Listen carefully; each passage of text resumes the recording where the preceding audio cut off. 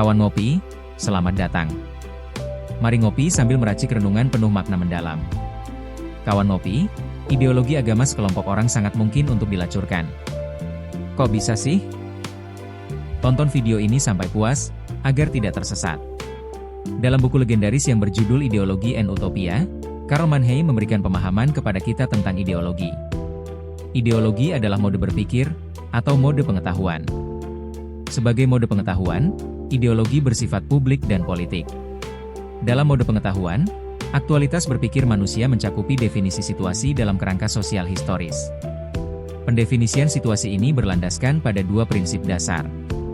Pertama, pengetahuan tentang, atau pengetahuan dari luar.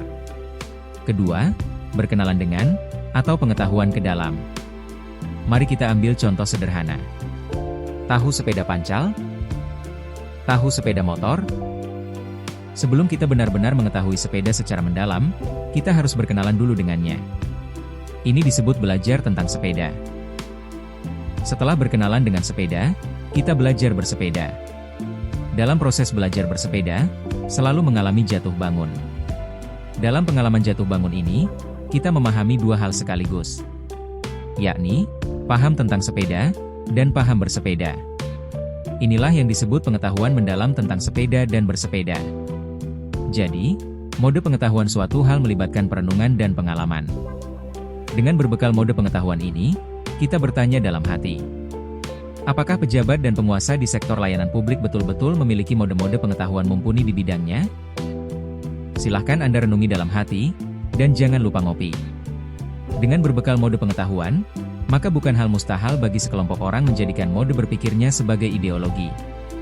Ideologi ini disebarkannya secara halus, terkadang disertai intimidasi yang dibungkus dalil-dalil agama terhadap pihak lain. Terjadilah pertarungan untuk merebut definisi situasi sosial dan merombak sejarah. Kelompok ideologis ini akan berusaha keras untuk mengubah mode pengetahuan pihak lain. Agama adalah senjata pengetahuan paling strategis bagi kepentingan kelompok ideologis. Ideologi agama seakan menjadi berhala baru dalam situasi manusia modern.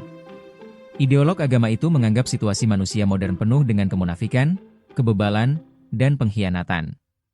Julian Benda pernah menulis tentang pengkhianatan ideolog agama yang berskandal dengan penguasa. Pada akhir dekade 1894-an, krisis politik melanda Perancis. Émile Zola menulis artikel pedas berjudul Tudingan Keras. Artikel itu dia tulis karena mencium skandal busuk di tingkat negara. Korbannya adalah Alfred Dreyfus. Dia dituduh membocorkan rahasia negara. Dreyfus dipecat dan diasingkan ke Pulau Setan. Pengadilan mengumpulkan bukti-bukti baru. Ternyata, atasan Dreyfus bersekongkol menghasut publik. Dia didesak rezim penguasa yang berskandal dengan otoritas gereja. Berkat terkuaknya skandal Dreyfus, pemerintah Prancis membuat undang-undang pemisahan kekuasaan negara dan gereja di tahun 1906. Kaum intelektual adalah kaum terdidik dan terpelajar.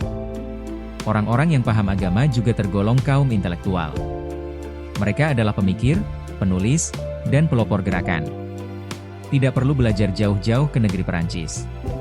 Di negeri antah berantah ini, juga memiliki segudang pelajaran berharga tentang sejarah mode pengetahuan. Ki Hajar Dewantara bisa menjadi salah satu contohnya. Dia berasal dari keluarga ningrat di Yogyakarta. Pada usia 40 tahun, dia melakukan bunuh diri kelas. Gelar ningratnya ditanggalkannya, agar tidak berjarak dengan rakyat jelata. Dia disebut-sebut sebagai Menteri Pendidikan dan Kebudayaan pertama pasca kolonial. Dia mendapatkan gelar doktor kehormatan dari Universitas Gadjah Mada, kira-kira setahun sebelum wafatnya. Ide-idenya bertebaran di berbagai media massa pergerakan untuk melawan keangkuhan rezim kolonial. Satu untuk semua, semua untuk satu adalah salah satu gagasannya. Tulisannya paling terkenal berjudul Seandainya Aku Seorang Belanda. Tulisan ini dimuat surat kabar The Express pada tahun 1913. Dalam tulisannya ini, dia mengolok-olok rezim kolonial yang gemar berfoya-foya dengan cara menguras harta rakyat jajahan.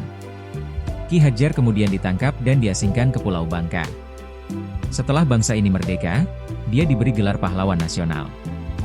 Hari kelahirannya ditetapkan sebagai Hari Pendidikan Nasional atas keputusan Presiden tertanggal 28 November 1959.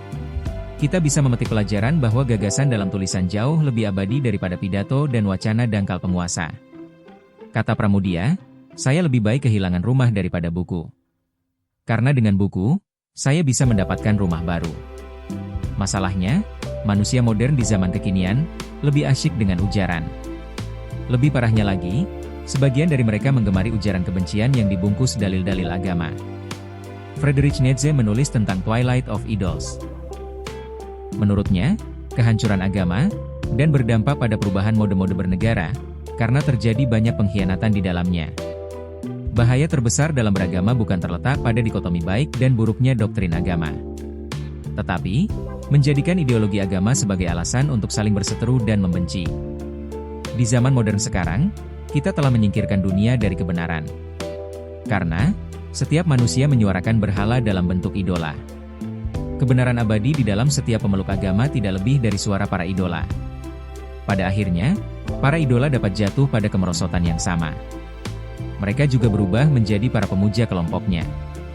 Inilah situasi dekadensi moral. Yakni, situasi yang telah kehilangan pegangan baik dan buruk. Dalam situasi dekadensi moral ini, sulit bagi manusia modern membentuk keutamaan nilai-nilai kehidupan dan rasa sayangi.